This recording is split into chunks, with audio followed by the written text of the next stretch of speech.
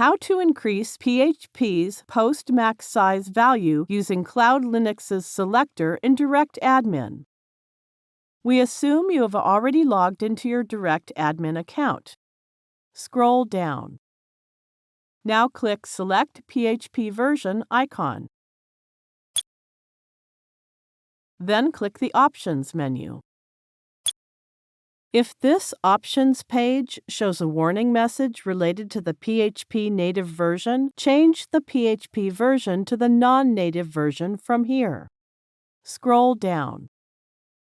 The current max size for the post method is 8 megabytes. Its value lies anywhere between the values of upload max file size and memory limit. Now change the post max size value as per your requirements. Success! The post max size value has increased. This is the end of the tutorial. Thank you for watching.